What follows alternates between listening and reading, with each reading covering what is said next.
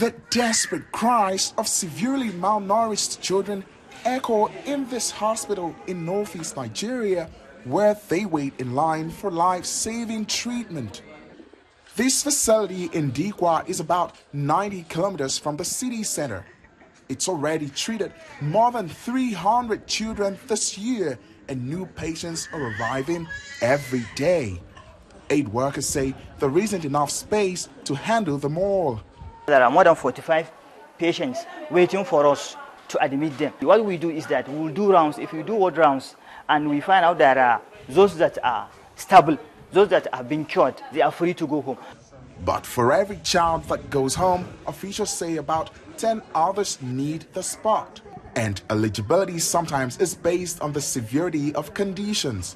Zainab Musa, who has been displaced by conflict for 10 years, lives in Dikwa. She says one of her twins is finally getting treatment. My son became sick because I was hungry. I couldn't eat well enough to breastfeed both of them. But here our situation has improved. They feed me 3 times a day. With an estimated 2 million children suffering from severe malnutrition, UNICEF says Nigeria has the world's second highest number of stunted children.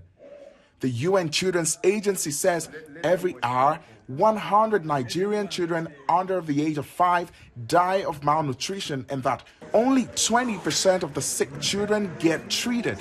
The United Nations warns without immediate intervention, there could be catastrophic consequences of food insecurity in places like this. Officials say the food insecurity and malnutrition crisis are the compound effect of the prolonged insurgency, climate change, and government policies that have sent food prices beyond reach. Food inflation in Nigeria has surpassed 40% according to the Statistics Office.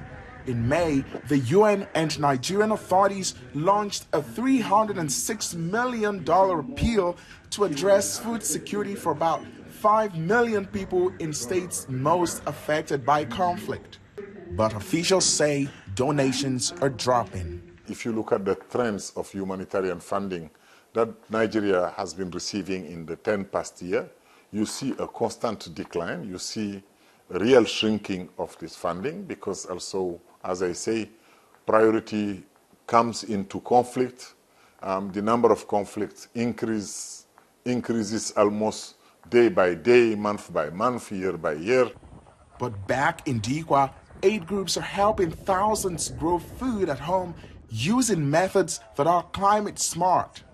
Our participants got bumper harvest from the arable crop that they farm on their farmland. They diversify their means of livelihood and thereby ensuring food security. On Monday, Nigeria announced plans to suspend taxes on certain food imports, including wheat and maize, to return to lower prices. But until something drastic happens, officials say the future of millions of people, especially children, hangs in the balance. Timothy Obiezu, VOA News, Dikwa, Borno State, Nigeria.